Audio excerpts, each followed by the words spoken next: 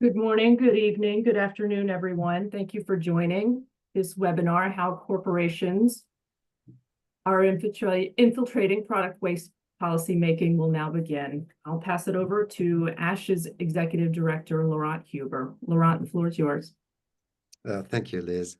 Welcome, everyone, and thank you for joining us today for this webinar hosted by Action on Smoking and Health, ASH, le Comité National Contre le Tabagisme in France, and Génération Sans Tabac, nofumadores.org in Spain, and Global Governance for Tobacco Control. And this is on the topic of extended producer responsibility, EPR. You might use hear us use this acronym, and how EPR applies to tobacco control particularly, and challenges in EPR policies at country level, and how unfortunately some well-intended environmental policies initiated by environmental ministries, or what we call in Europe ministries of ecological transition, to address tobacco product waste have unfortunately been problematic, often co-opted by the tobacco industry and used by the tobacco industry to greenwash its image. So you will hear today from 4 panelists, and you will have 3 presentations. So you will hear about what EPR is, how it applies to tobacco, and what conditions are needed for it to be effective for tobacco in order to address tobacco control issues. And unfortunately, you will hear also some very unfortunate examples of how within the European Union, of how the management of cigarette butt cleanups has been placed on the hands of the industry, undermining both health and environmental policies and circumventing obligations under the WHO Framework Convention on Tobacco Control, and particularly Articles 5.3, which prohibits tobacco industry interference in public health policy, as well as Article 13, which prohibits advertising, promotion, and sponsorship of tobacco products. So we have 3 fantastic speakers, so I will go right away to the first speaker, Danielle Van Kalmthout, who's General Coordinator at the Belgian Alliance for the Smoke-Free Society, who's a lawyer and will present a little bit of the concept of EPR and the single-use product plastic directive, and some of the directives in the European Union, and the implementation in Belgium. Danielle, the floor is yours. Okay, good afternoon, everybody. Thank you, Laurent, for the kind introduction. Are you sharing the slides? Liz, can you do that? Or Hey, Danielle, we've enabled it for you to be able to share yours on your end.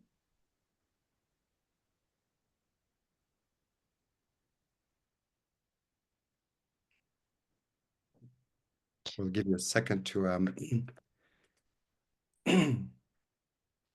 to prepare the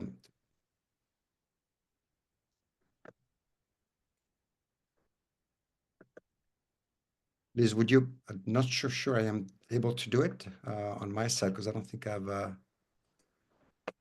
not, I could try to do it on my, if it's faster, but don't think I'm able to share screen here. I am not.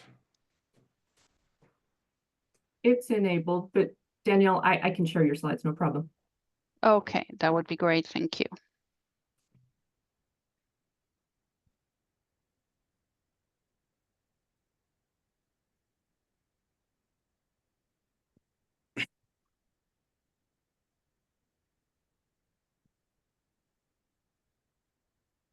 Okay, yeah, we can directly go to the second one. Yeah, so we are going to talk a lot about extended producer responsibility, and also in the European Union. And let's start to beginning to understand why environmental administrations in the EU, when they are asked to implement EPR for cigarette butts, they get on a schedule that we don't want for the tobacco industry and cigarette butts, but which is a logical step for the environmental administrations.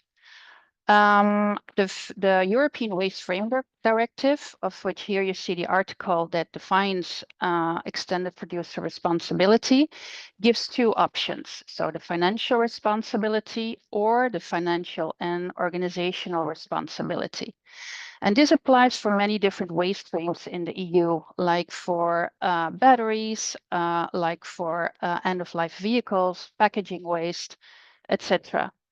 So EPR bodies for all those waste streams are established, and they have to follow or ensure that the legal requirements are met.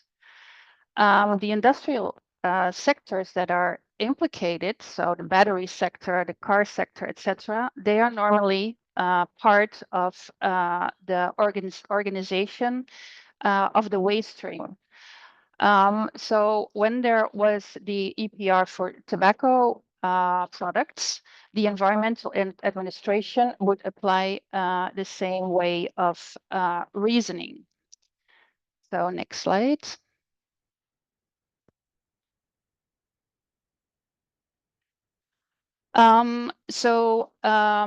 In the framework of circular economy and the circular economy that the European Union wants to promote, extended producer responsibility is one of the instruments, and this was also applied to plastics.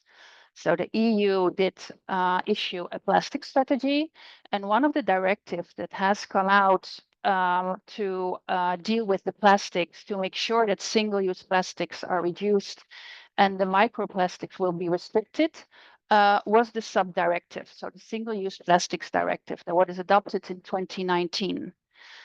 So now that the EPR has to be implemented for cigarette butts, it is of course important for us to explain environmental administrations responsible for the implementation of these EPR schemes, that there is an international binding provision that we have, Article 5.3 of the FCTC.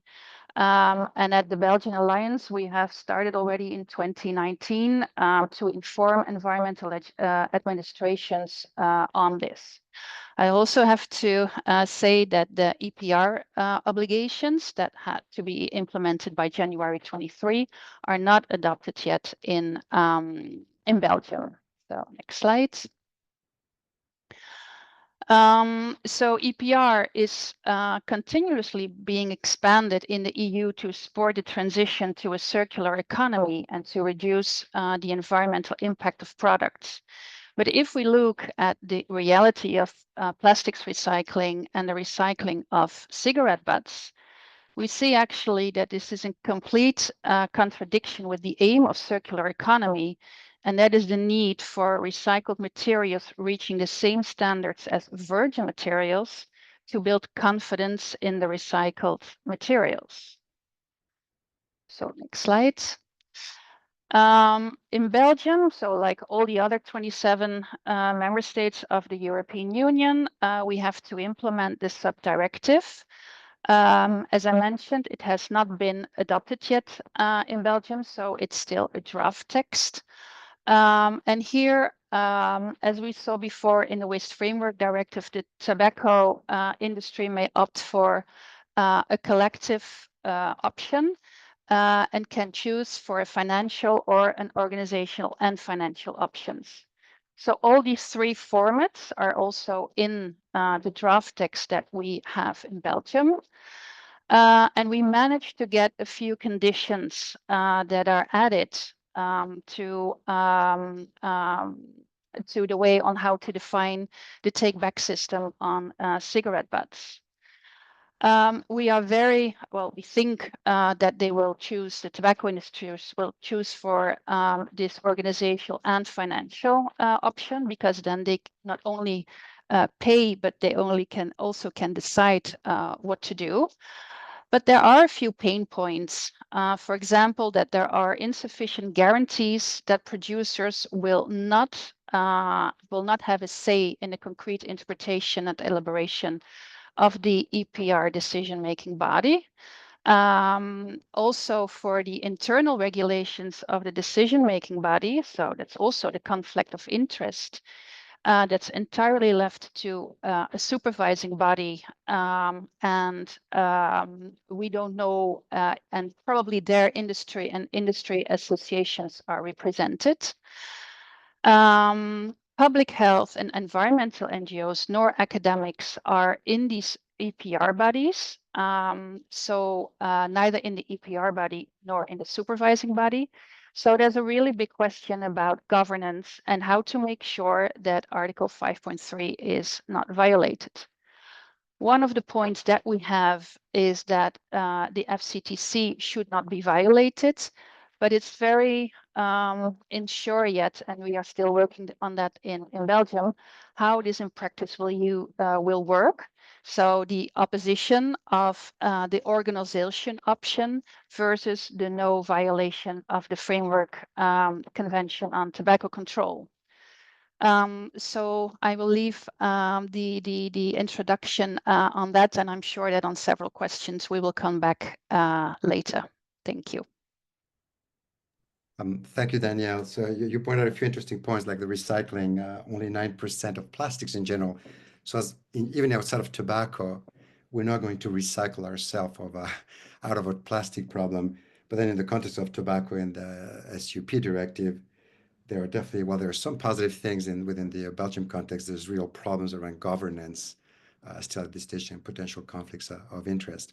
And I encourage any of the attendees, by the way, you can ask questions using the Q&A option at the bottom of the screen to direct questions to any of the panelists and presenters throughout the webinar. And I'll go straight to the next panelist.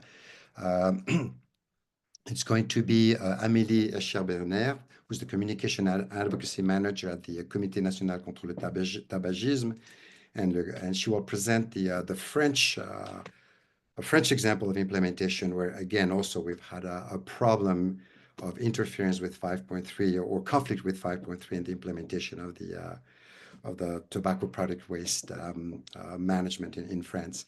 So Amélie, the floor is yours. Yeah, thank you, Laurent. Hi, everyone. I will share my screen. Slides. Okay, you can see my screen? Yes. Okay, perfectly.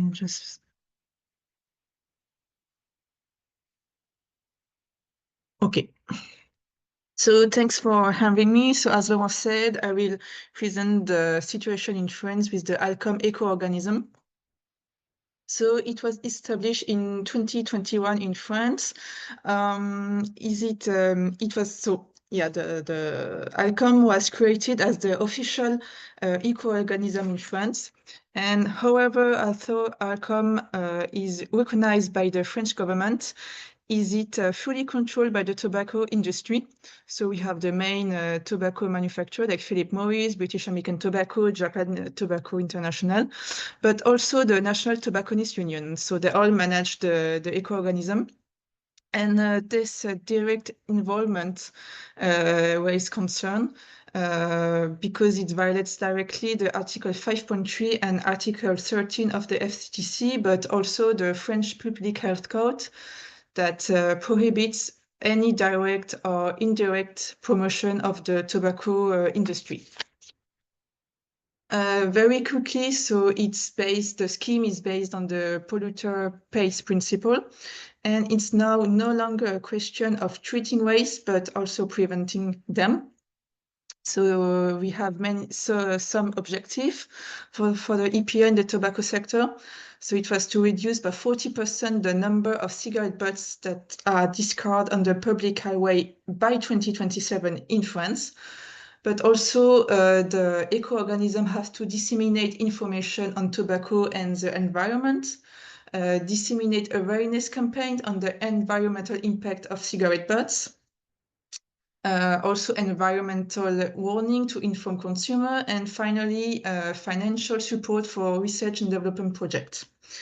We already see that the scope of this current system is limited because it does not include all the tobacco from the tobacco industry, like especially vaping products. In France, ALCOM's public message focus on shifting the responsibility to the consumer, rather than addressing the industry role in producing the waste.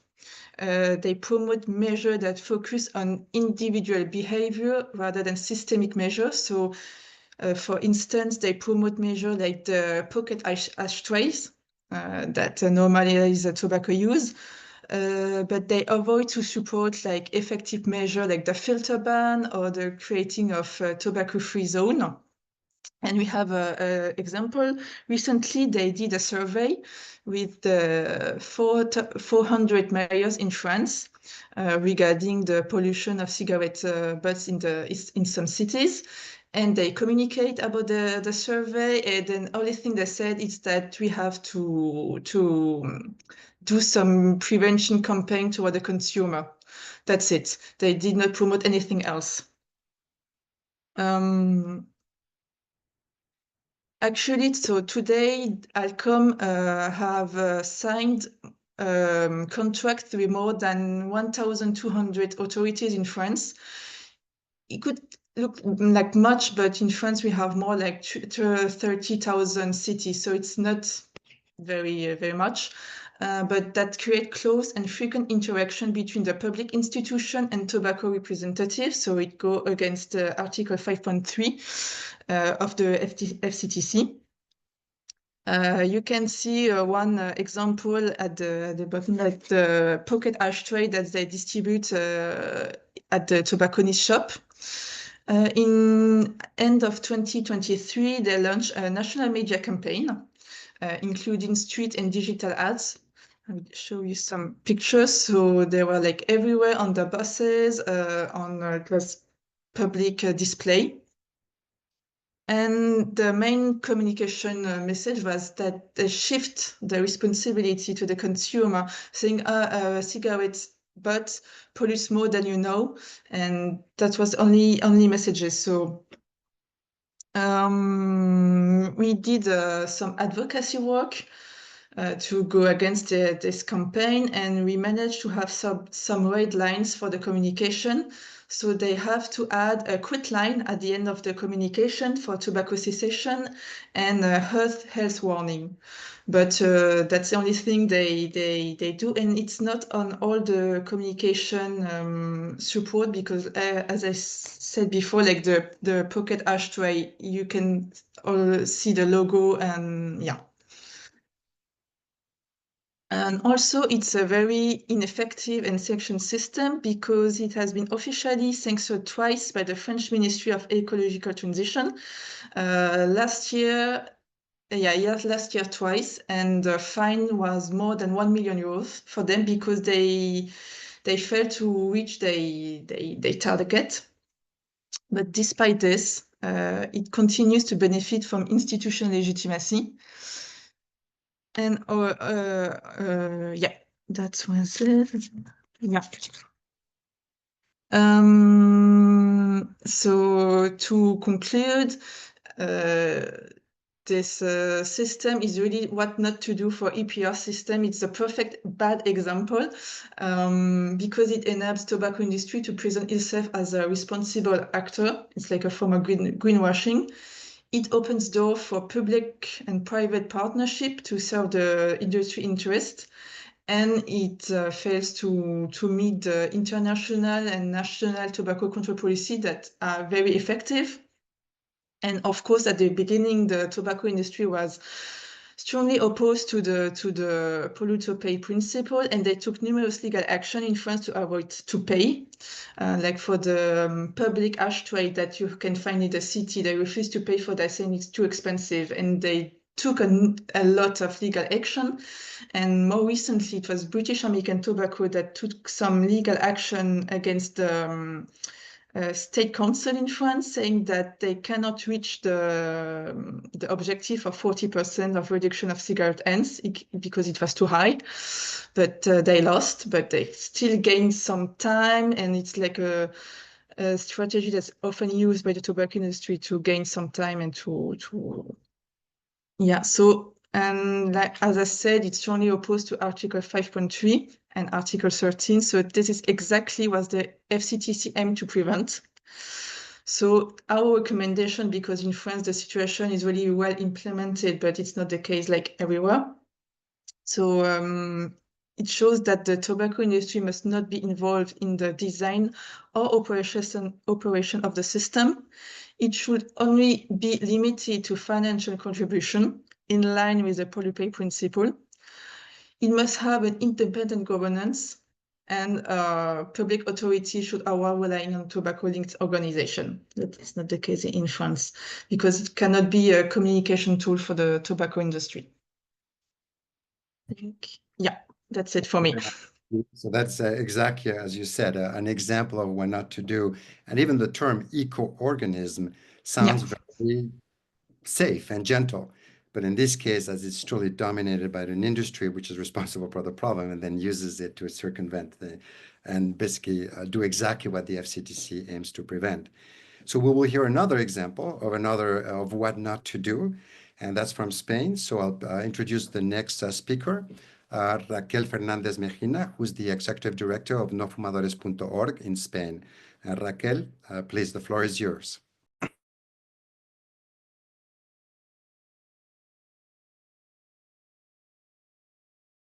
While Raquel gets ready, and by the way, it's still not on presentation mode. Raquel, we see the slides, but not in presentation mode.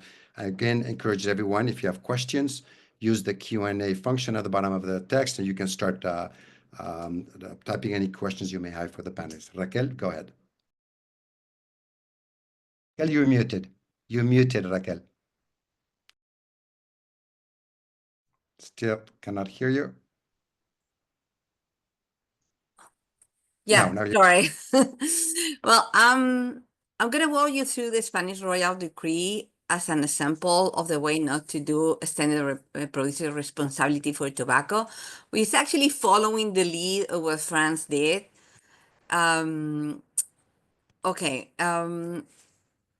It was in April 22 that the Spain incorporated into its national legislation the subdirective, the European subdirective, and it had to enter into effect January 23. But it wasn't until October 24 that the Royal Decree approved for the Council of Ministers who regulates the management of waste from tobacco products enter into effect.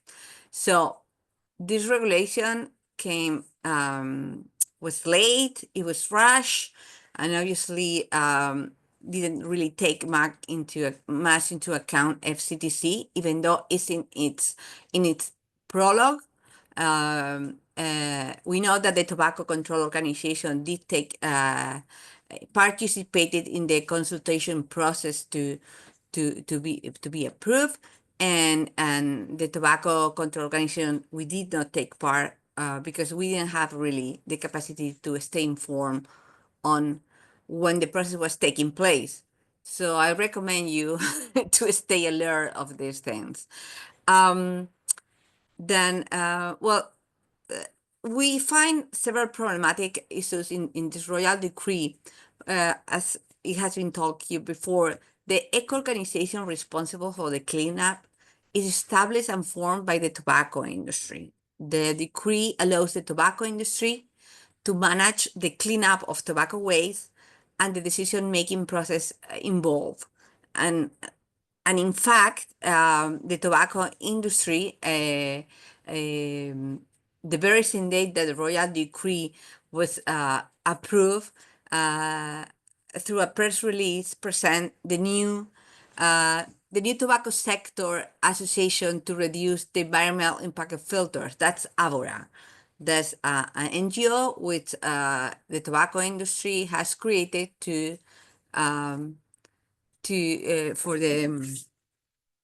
reduce the environment impact of filters.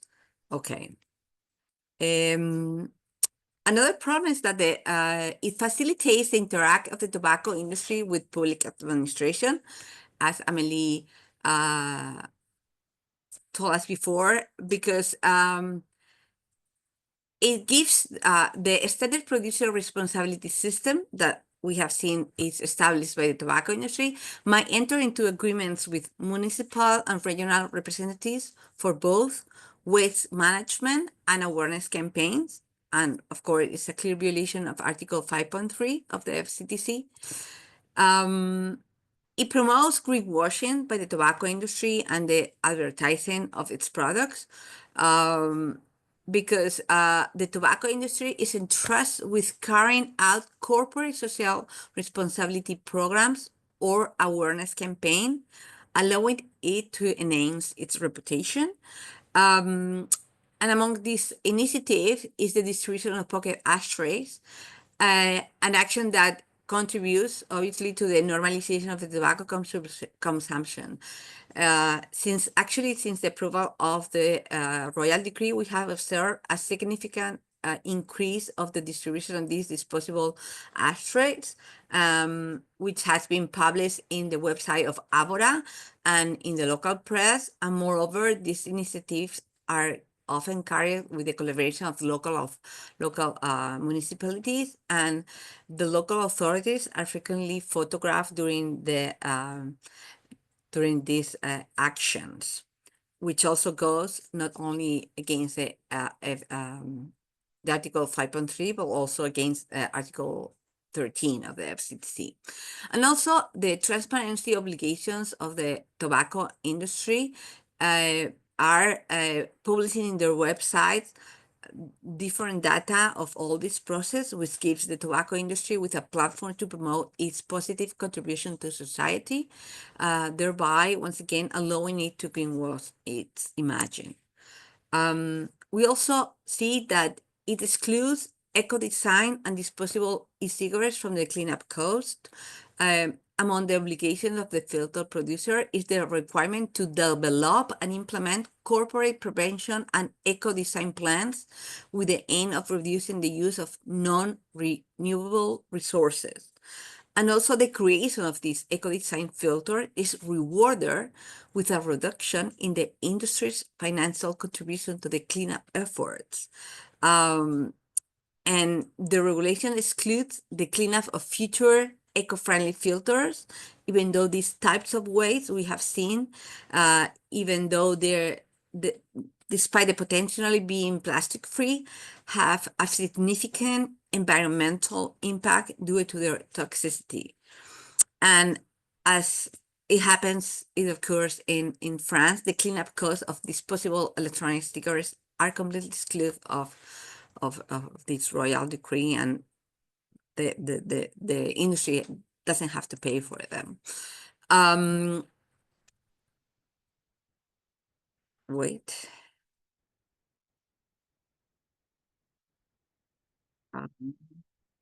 Okay. The tobacco industry is responsible for its own evaluation, which is through a self-control mechanism, which is completely crazy because we know that self-control never really worked with tobacco industry, and or probably with any other industry. So, sorry, that's not working. My slides are not working. Last slides on Sorry, the conclusions doesn't work. doesn't work. Oh, there. So, as my conclusion is that all these problematic issues with the Spanish Royal Decree are a consequence of treating the tobacco industry like any other producer of polluting consumer products. And not all producer and industries, as we have seen, are the same. Therefore, the same APR platform cannot be applied to all of them in the same way. The tobacco, we know, is not a consumer product comparable to any other on the market due to the health risks that it entails, and in addition to its serious environmental impact. So therefore, with regards to tobacco waste, the development of transposition of the sub-directive into national regulatory system must really be adopted, taking into account the specific characteristics of the tobacco industry to avoid any conflicts with the FCTC. And that's all. So here another example of what not to do. So Avora is exactly the same equivalent to Alcom in France. Yeah. And one of the things we'll discuss later also, which was concerning, was then the response from the Ministry of Ecological Transition when it was pointed out that this was a conflict with 5.3. So we're going to go straight so we can, you can stop sharing so we can remove all the PowerPoints so we can just go Let into me the. see if I can. I know how to do that. The Ash team and Liz can help us with that. And we'll go Yeah, straight to please. the panel, and I will introduce also our fourth panelist, who will join us for the panel section. So we have Deborah Sy, who's the head of global public policy and strategy at the Global Center for Global Governance in Tobacco Control, GGTC, and is an expert on the topic of 5.3 implementation, particularly, and the issue also of public health of tobacco product waste. So perfect. Thank you so much also for joining us today for the panel. And everyone, please, you can use the Q&A function to ask questions. But my first question then goes to you, Debbie, because I am certain that those unfortunate examples we have from the European Union, which may have been well-intended at the beginning, but unfortunately have created a real problematic problem. Is this also something we see in other parts of the world and in other regions outside of the EU? Thank you for that question, Laurent, and thank you for this opportunity to share. You're absolutely right. This is not an isolated issue in the EU. And doing tobacco EPR the wrong way appears to be contagious. And this, the tobacco industry for sure will be intending it to be so. They would want to infect every country with this sort of tobacco EPR. And so what the EU does to align its EPR with the FCTC is really crucial for the rest of the world. Now, I did a quick survey of policies across the world to check for EPR policy. So more than 70 countries have some form of EPR laws.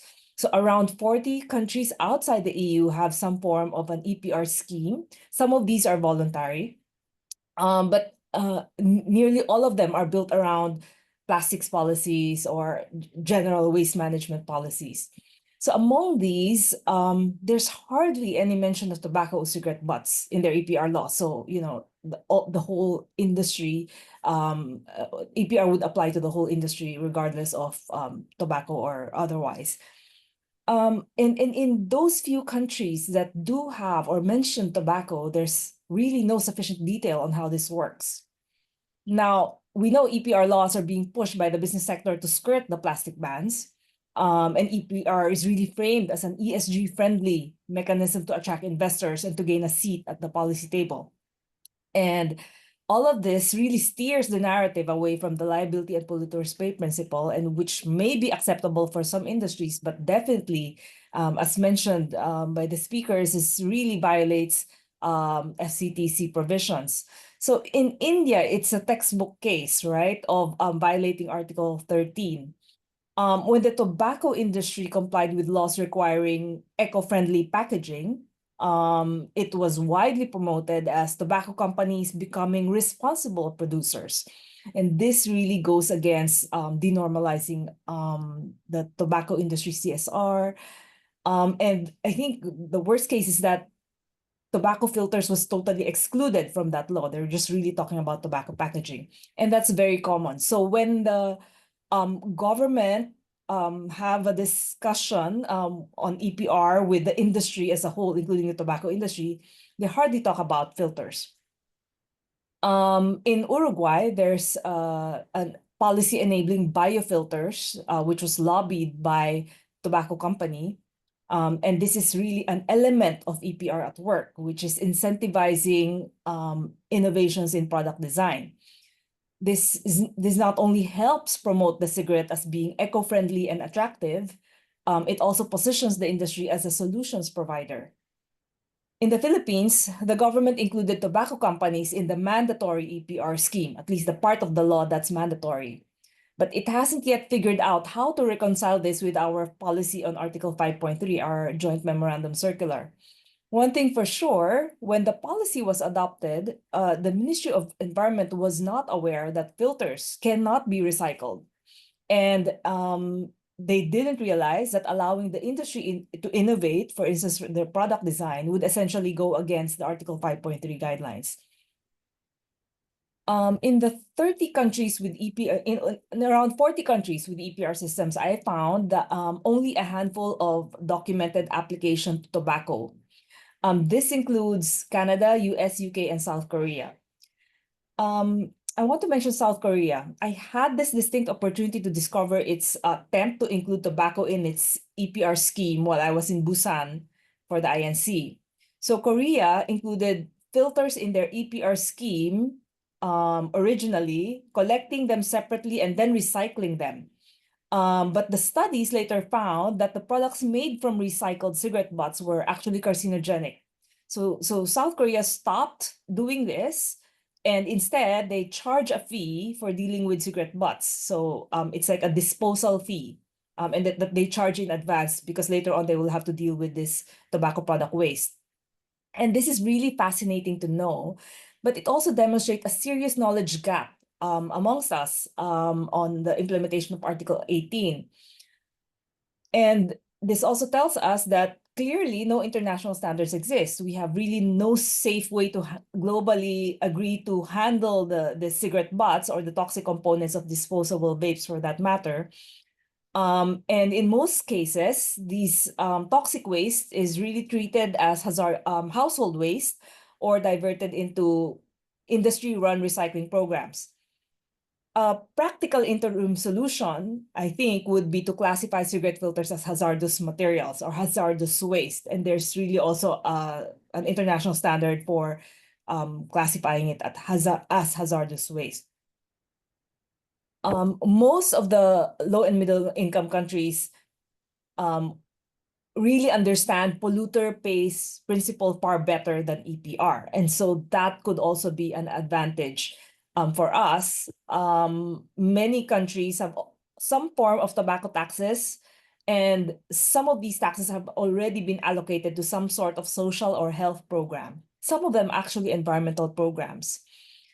And so that could be a cue that we need to make the tobacco polluters pay, and we do not allow them to be responsible producers. Another thing the world is very familiar with are environmental courts or tribunals, and over 60 countries already have this. So that's another step that we need to think about, aside from charging them with environmental levies, clean up taxes. We should be thinking about how we're going to file cases in environmental courts for the harms that are caused to the environment. We'll get back.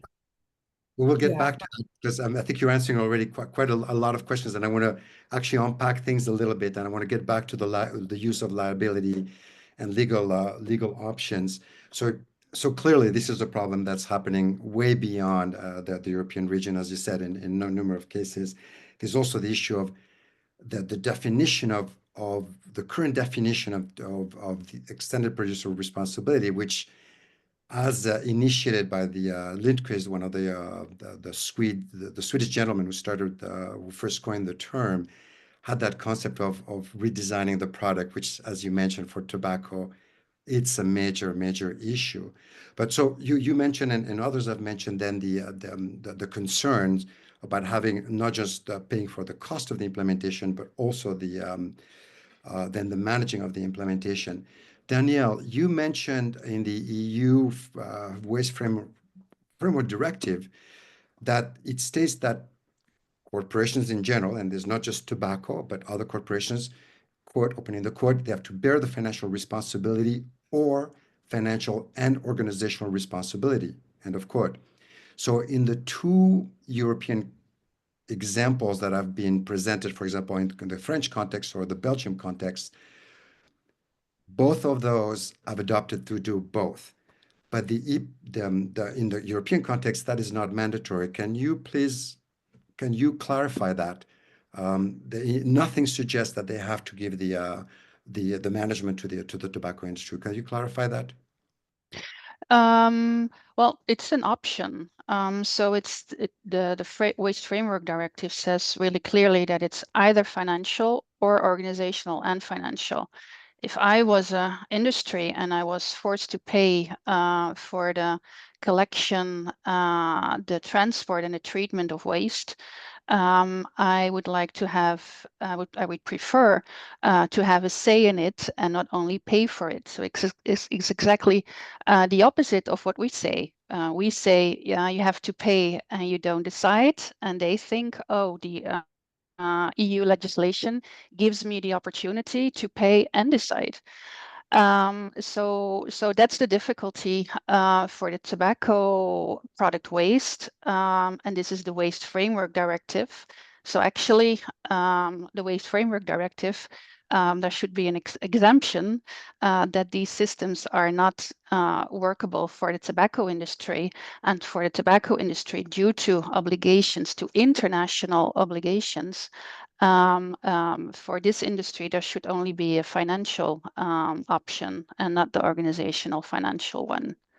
So it was interesting when then we heard, in the Spanish context, because there were concerns from the public health community, more than 60 international and Spanish organizations sent a letter to the Ministry of Ecological Transition stating the problem with and the concerns that this was a violation with Article 5.3. And so my question goes back to you, Debbie, and I will get back later to the liability. Sorry that I interrupted earlier on that, but I wanted to go over various questions. So in the context of the Spanish government, the response that they gave is that because the single-use plastic directive offers that option for producers in the context of extended producer responsibility to give to the producer of the product the ability to have to pay for it, but also use the deal with the management of the product. So because of that, the response was that they were not violating Article 5.3. It seems to me that there is a contradiction because Spain in this context has an obligation to Article 5.3. Do you have an opinion as a lawyer who has particularly has an expertise in that area of 5.3 around the globe? Right. I think for us, at least generally from the point of view of tobacco control advocates, I think the inconsistency is really, really clear. But I think from the point of view of like ministries of environment and people outside tobacco control, it's not that clear. I think they don't see what we see. And so maybe sometimes I think it's helpful to frame it more, not as, it's contradicting, but they might prefer to hear that, a solution. And I'm thinking one thing we could say is that, well, as far as Spain is concerned, this is still a binding international obligation, parties to the FCTC. And based on the Vienna Convention of the Law of Treaties, so they must interpret their treaty law, their domestic law as somehow harmonious to each other. So I think the Vienna Convention would say something like, in the context of and in the light of any relevant rules of international law applicable in the relations between the parties. So we could say, for instance, that the single-use plastic policy of Spain should somehow be interpreted in a manner that's harmonious to Article 5.3 of the FCTC. And that means when it's implementing that particular provision of the law, it should take into account that if they do it in that particular way, it could be contrary to, it could be undermining the Article 5.3 and Article 13 of promoting tobacco industry CSR. And therefore, there must be a way to make sure that when it's implemented, you apply a harmonious interpretation between that law and the FCTC and make sure that the tobacco producers only pay for the cost of the cleanup, but is not included in all these other decision-making roles, and that they shouldn't be allowed to brand or promote in a way that promotes CSR or would go against marketing or advertising bans of tobacco. So in essence, we don't have a choice really, but just really to remind Spain of its binding commitment, to the FCTC. So in essence, yes, it does violate basically the FCTC, which is I think that was our understanding in that context. A question for Amélie. The France, I think you mentioned, is not most likely not going to achieve some of the objectives that were set up at the Ministry of Ecological Transition, like for example reducing 40% of the number of cigarettes that are discarded. And through that process also then the Alcom was fined 1 million euros. And I don't quite understand how come it's still in charge of the process. Was it only because it did not achieve the targets of cleanup or reduction in cigarette butts being thrown or being on highways, for example? Or was it also because of the relationship with the industry? Can you clarify that? Yeah, so it was not because of the relationship with the tobacco industry. It was just only because they didn't meet their requirements. So to reduce the Right. cigarettes waste of 40%. And yeah, so what we do like in France, so just to be clear, like I don't think we're gonna reduce by 40% by 2027. I think France is not on track to manage that for some reason, because tobacco industry is in charge. So they just promote measure, like as I said before, based on individuals, a very awareness campaign, but no systemic efficient measure. So what we do in France to counterbalance the influence of ALCOM, we engage directly with the municipalities that has contracted something with ALCOM to raise awareness, to say, you know, that it's the tobacco industry, because when they reach the municipalities, they don't always expose their ties with the tobacco industry. So we just say, okay, you know, it's the tobacco industry that's behind, Philip Morris, BAT, etc. And if they already have a contract with them, we say, okay, take the money to like do some, put some public ashtray, and then at the end of the contract, don't renew them. And we also promote a lot of tobacco-free zone, especially locally, so in many cities.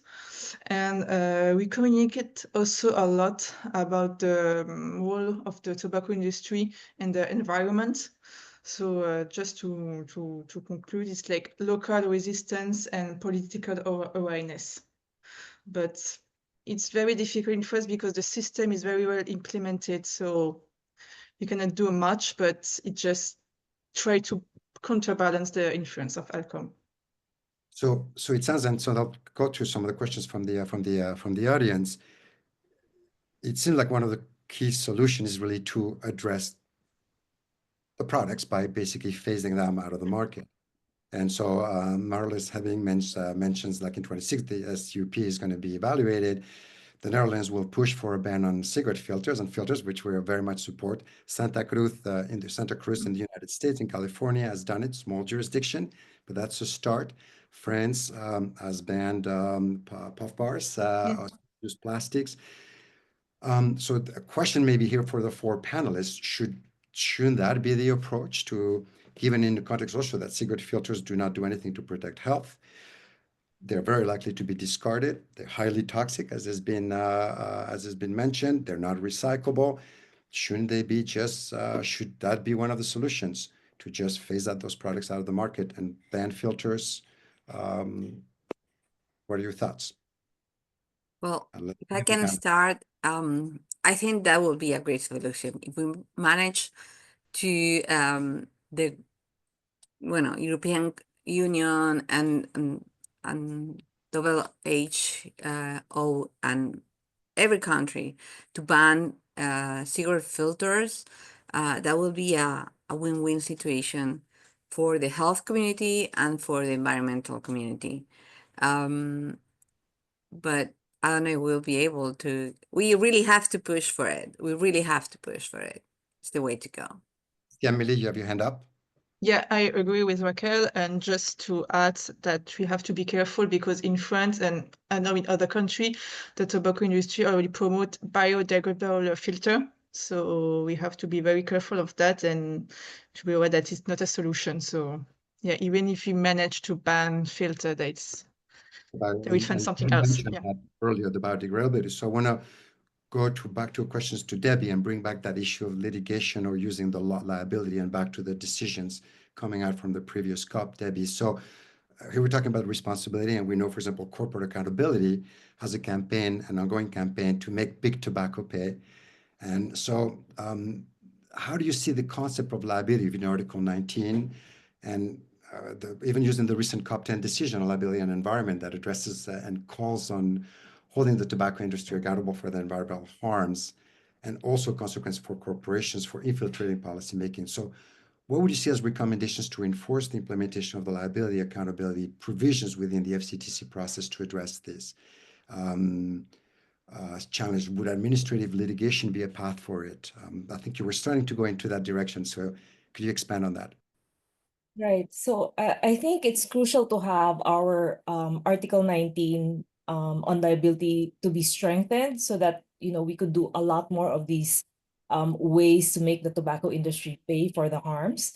But one other thing we need to do is to make estimates. We need to find out how much we're going to make them pay, right? So I think having those numbers is really important. We do have right now, as far as tobacco plastic pollution, plastics alone from tobacco costs the government 26 billion annually. And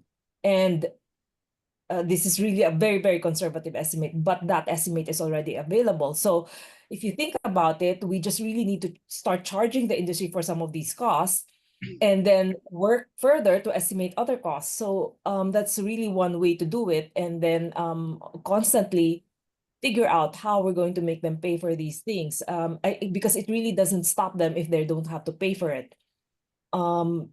And I'm thinking that the other thing that's linked to this that needs to be done is really to build the capacity of the ministries of environment to understand these issues. They need to understand that intrinsically tobacco EPR is really contradictory. It's like saying tobacco CSR, right? And so it's very hard to get tobacco EPR right. And I saw a question around, is there such a thing as like a model tobacco EPR? We're working on something like that right now, but it's going to be really, really difficult. There are a lot of restrictions. So for instance, for it to be a model tobacco, ideally you want to ban tobacco EPR, right? So no EPR for tobacco. And then of course you'd want to also not just say that tobacco filters are plastics. You should say that they're hazardous waste. Can I ask one quick clarification? You said no EPR for tobacco. So would you then articulate it as only responsibility, no extended producer responsibility for tobacco, only responsibility?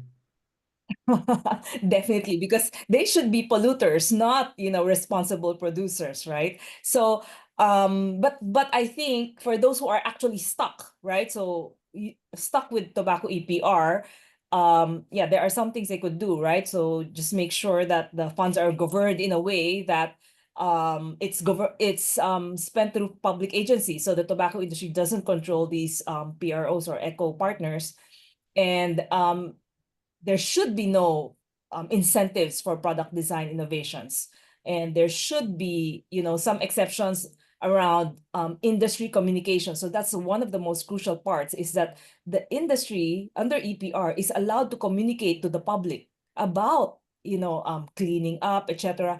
That has to stop. Maybe one Laurent, one crucial issue I think is to use this opportunity to require information from the tobacco industry, because I think that now we're saying that, oh, if you're doing EPR, you get to communicate with the industry. Why aren't you asking them for the information that you really need, right? So we need to understand what sort of information we should require as well. Thank you. Very good point. So I'm going to have a last question, Danielle. Danielle, you may want to add to that. So I have a last question for all of the panelists, and I'm going to give you, that will be because I'm conscious of time. So I will have in order of the same presentations, Danielle, Amélie, Raquel, and finishing with Deborah. And my question is the following, and you can also address any of concluding remarks, but my last question is, COP11, the 11th Conference of the Parties of the Framework Convention on Tobacco Control, is taking place this November. How do we maximize on this to advance on this topic? We know that environment will be front and center, and there's follow-up from the decision on environmental decision, Article 18 of the next COP. So how do we maximize on this opportunity to maybe highlight how it's poorly done in France and Spain and try to get the best possible outcome of the COP? So Danielle first, Amélie, Raquel, and we'll finish with Deborah. Yeah, thank you.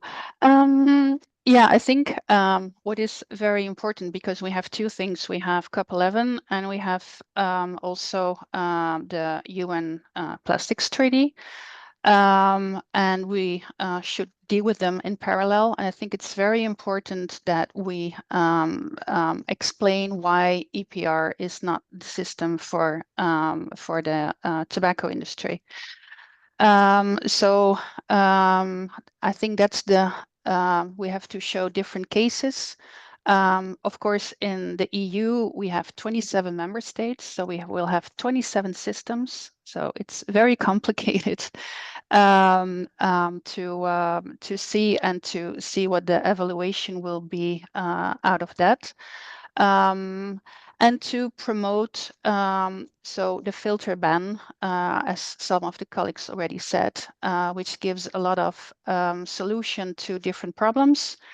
So in the short time that we have, I think that would be the two paths to go, and there's still a lot of to discuss. So I hope that we will have the opportunity to do that further in the coming months.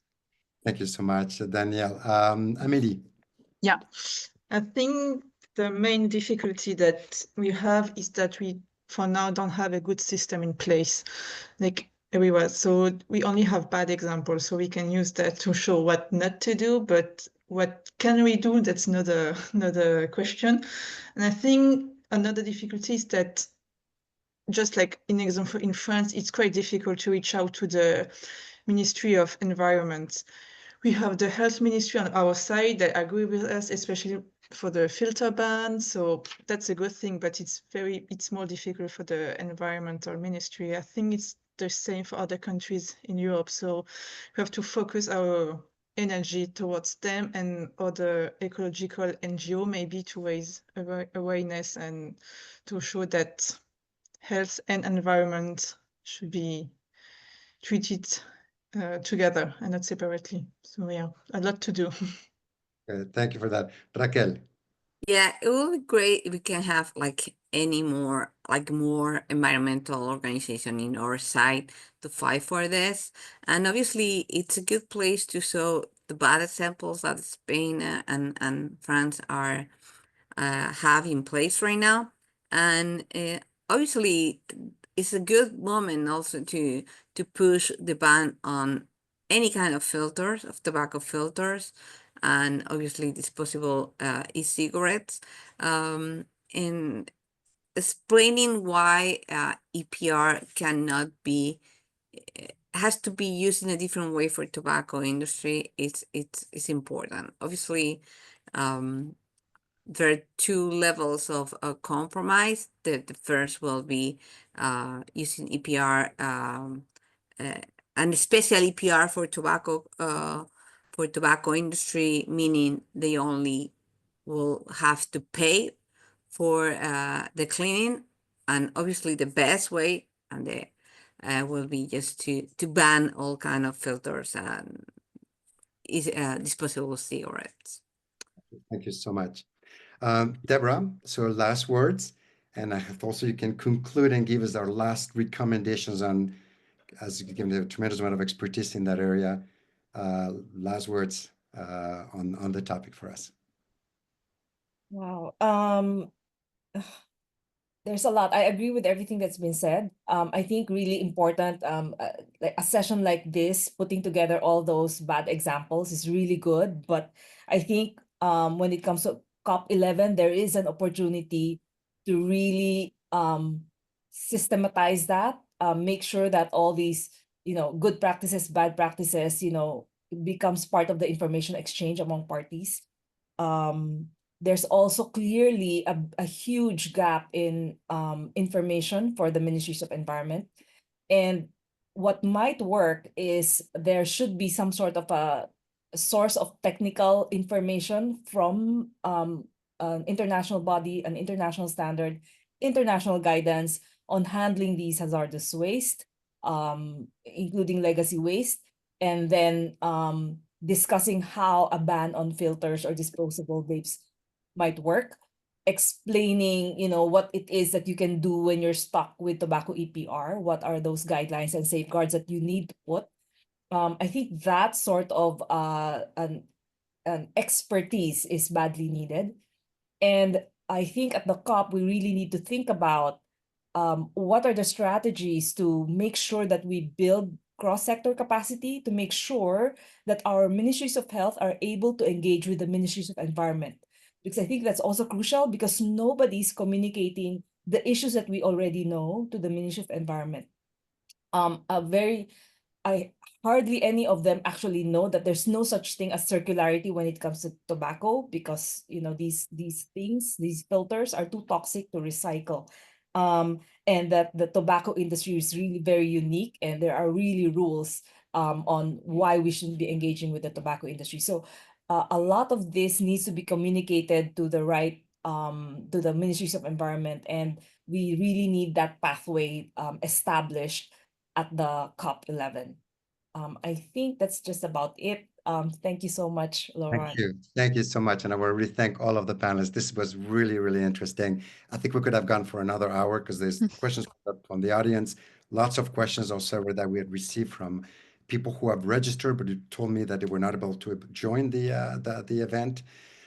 So clearly there's a lot of interest on this topic. There's a lot of issues. How would we also link the FCTC to other, and you touched a little bit on this, Deborah, link it to other treaties that deal with hazardous chemicals, for example, and so on and so forth. So a lot more work to be done.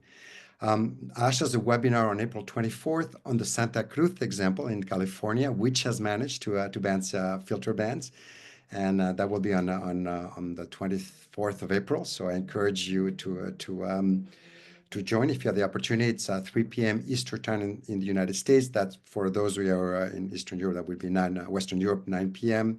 But check with your time zone.